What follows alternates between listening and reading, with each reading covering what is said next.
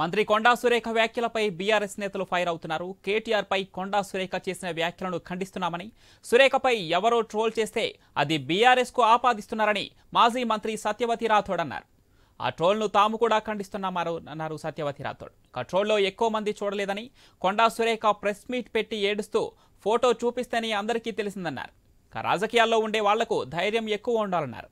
Cinema ఇండస్ట్రీలో ఉన్న మహిళలు అందరూ బాధపడే విధంగా మాట్లాడారన్నారు. ఆమె కూడా సినిమా తీసిందని, ఆమెకు కూడా సినిమా ఇండస్ట్రీతో సంబంధాలు ఉన్నాయన్నారు సత్యవతి రాథోడ్. తన మీద పరువు నష్టం దావా వేస్తామని హెచ్చరించారు. మిమ్మల్ని కోర్టుకు ఈడుస్తామన్నారు. వర్కింగ్ ప్రెసిడెంట్ కేటీఆర్ గారిని ఉద్దేశించి కొండా సురేఖ గారు ఒక అభ్యంతరకరమైన వ్యాఖ్యలు చేశారు. దాన్ని మేమందరం కూడా తీవ్రంగా ఖండిస్తా ఉన్నాం. మొన్న కొండా సురేఖ గారి పైన ఏదో ట్రోల్ చేసిండ్రు, ఆ డీపీలో హరీష్ రావు గారి ఫోటో ఉంది అని చెప్పి తెలిస్తే దాన్ని బీఆర్ఎస్ పార్టీ ఎవరు చేసినా, బీఆర్ఎస్ అయినా వ్యక్తిగతంగా అయినా వ్యక్తులైనా దాన్ని శిక్షించాలి.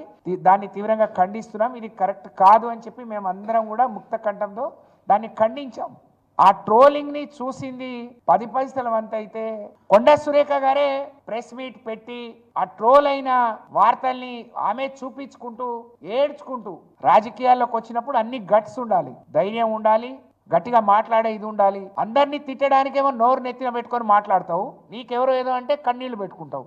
ఈ రాష్ట్రంలో చాలా మందిని చాలా రకాలుగా మరి మా పార్టీలో ఉండే నాయకులను కూడా ఇష్టం వచ్చినట్టు ట్రోల్ చేశారు. అప్పుడు మీ నోర్లు మూతపడ్డాయి.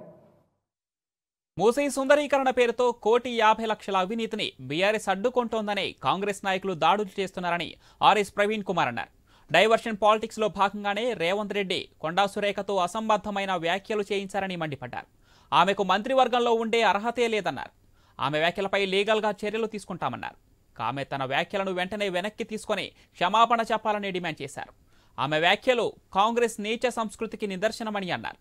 ఈ పరిస్థితిలో బీఆర్ఎస్ నాయకులు, కార్యకర్తలు సంయమనంతో వ్యవహరిస్తున్నారని అన్నారు.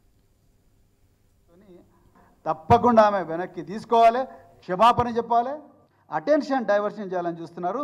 ఆమె తప్పకుండా క్షమాపణ చెప్పాలి. క్షమాపణ చెప్పేదాకా మేము అన్ని లీగల్ ఆప్షన్స్ కూడా ఎక్స్ప్లోర్ చేస్తాం, ప్రజల ముందర పెడతాం. తప్పకుండా వారు దాన్ని వెనక్కి తీసుకోవాల్సిందే, వెనక్కి తీసుకోవాలని డిమాండ్ చేస్తున్నాం. ఏమాత్రం కూడా అంటే మాటల్లో చెప్పలేనంత అమానవీయమైన, సంస్కారం లేని కామెంట్ కొండా సురేఖ గారు చేస్తున్నారు. కొండా సురేఖ గారితోని